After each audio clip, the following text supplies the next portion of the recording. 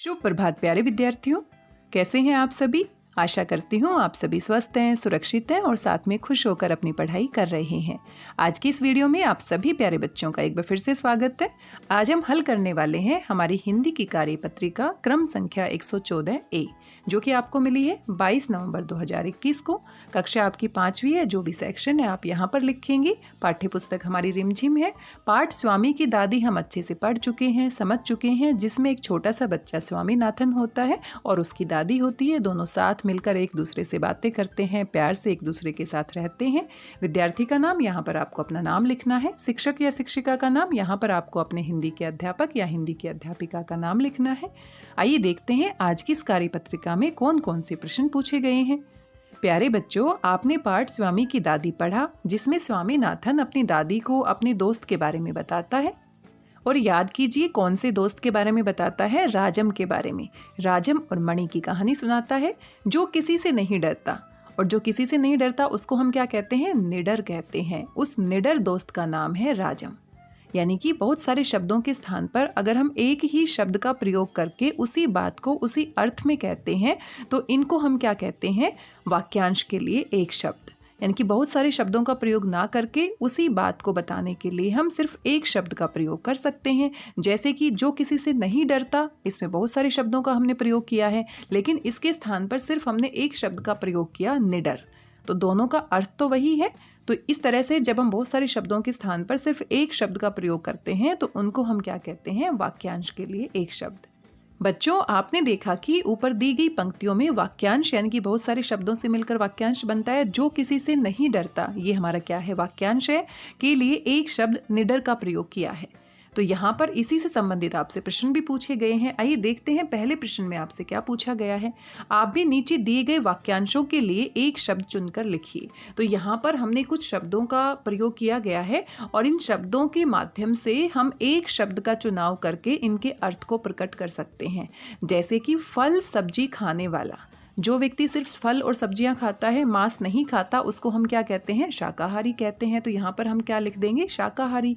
तो जो व्यक्ति फल सब्जी खाने वाला है, इतने ज़्यादा शब्दों का प्रयोग करने की बजाय इसके स्थान पर हमने सिर्फ एक शब्द लिखा, शाकाहारी। और जो मांस खाने वाला होता है उसको हम क्या कहते हैं? मांसाहारी कहते हैं। जिसके अंदर साहस हो। अब जिसके अंदर साहस होता है उसको हम क्या कहते हैं? साहसी कहते हैं। तो जिसके अंदर साहस हो, इतने शब्दों के स्थान पर हम सिर्फ एक शब्द का प्रयोग करेंगे, साहसी। तो यहाँ पर हमारा क्या आ जाएगा? ये शब्द साहसी। गांव में रहने वाला। अब गांव में रहने वाला, इतने शब्दों के स्थान पर हम सिर्फ एक शब्द का प्रयोग कर सकते हैं, ग्रामीण। गांव में रहने वाला क्या होता है? ग्रामीण होता है। और शहर में रहने वाले को हम क्या कहते हैं? शहरी कहते हैं।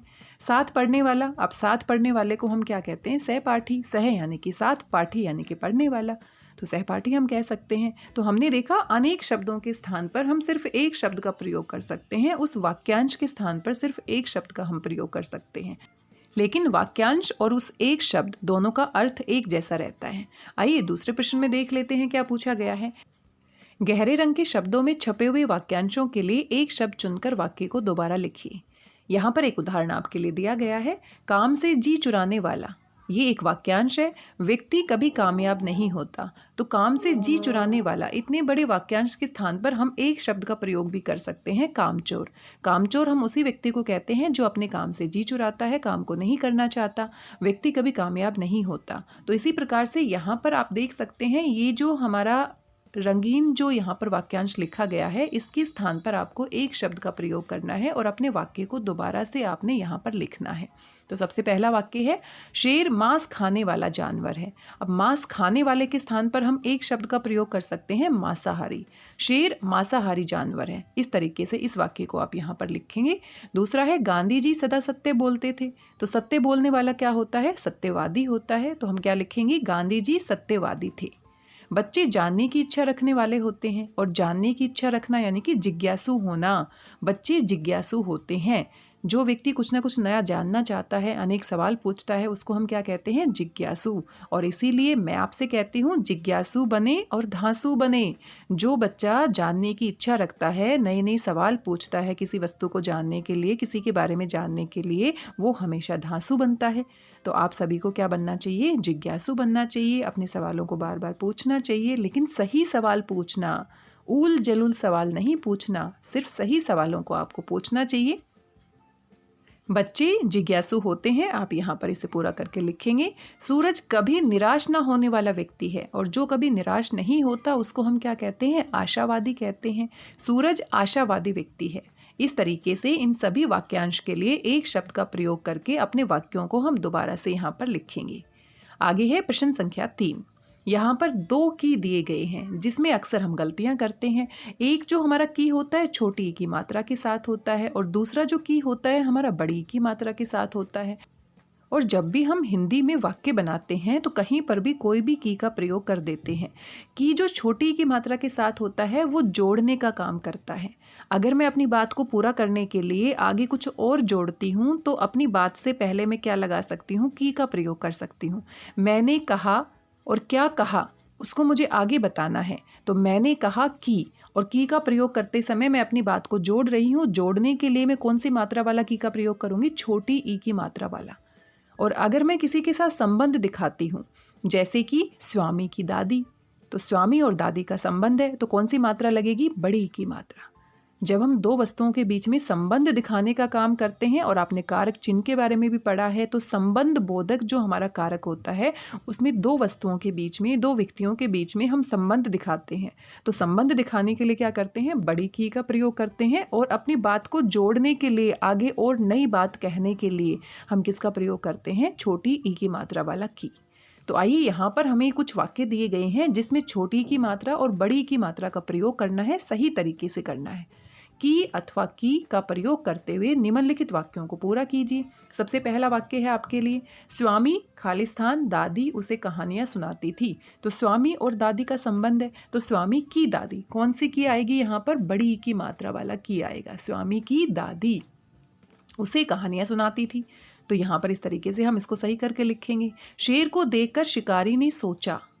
अब शिकारी ने सोचा और आगे जो सोचा वो बताया जा रहा है, तो यानी कि जोड़ने का काम किया जा रहा है। आगे जो बात है वो जोड़ने के लिए हम आगे कह रहे हैं, तो इसमें कौन सा की आएगा? आपका छोटी की मात्रा वाला की आएगा। इसी बात का हमें ध्यान रखना है।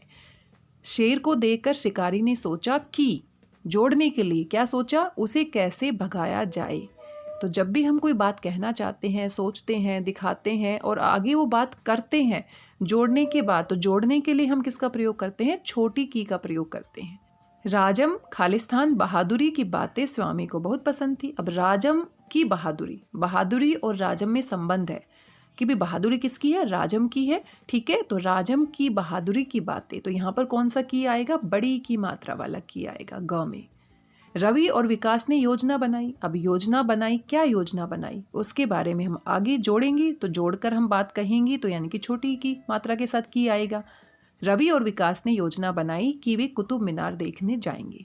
तो जब भी हम छोटी की का प्रयोग करते हैं या बड़ी की का प्रयोग करते हैं, तो हमेशा 2 बातों को दिमाग में रखेंगे कि जब हम कोई बात कहना चाहते हैं और आगे उसको जोड़कर अपनी आगे की बात को कहना चाहते हैं, तो हम छोटी की मात्रा लगाते हैं। और जब 2 वस्तुओं के बीच में, 2 व्यक्तियों के बीच में संबंध दिखाते हैं, जैसे कि स्वामी की दादी, राजम की बहादुरी, तो हमेशा कौन सी मात्रा आती है? बड़ी की मात्रा आती है। तो बार बार जब भी हम अपने वाक्य लिखते हैं हिंदी में, तो बार बार इस तरह की गलतियां करते हैं, तो हमें आगे से ऐसी गलतियों को नहीं करना है। और आगे आप समझ ही गए होंगे। यहाँ पर आप एक चित्र देख पा रहे हैं। हमेशा की तरह आपको एक चित्र दिया गया है, इसको ध्यान से देखना है। और यहाँ पर आपको दिखाई दे रहा है एक व्यक्ति है, आप देख सकते हैं, और यहाँ पर एक छोटी सी बच्ची है, आप देख सकते हैं। और कुछ तो गड़बड़ किया है इस बच्ची ने। क्या गड़बड़ किया है आप सोचिए, और इसके बारे में, इनकी बातचीत को सोचने के बाद अपनी कॉपी में आपने लिखना है और जोर जोर से बोलना भी है। आप यहाँ पर संकेत भी देख सकते हैं गतिविधि के बारे में। प्यारे बच्चों, साथ दिए गए चित्र को ध्यान से देखिए। आपको क्या लगता है कि चित्र में दिख रहे व्यक्ति व लड़की आपस में क्या बातें कर रहे होंगे? अनुमान लगाकर उनके संवाद यानी बातचीत को ऊंची आवाज में बताइए, बोलिए और अपनी कॉपी में लिखिए।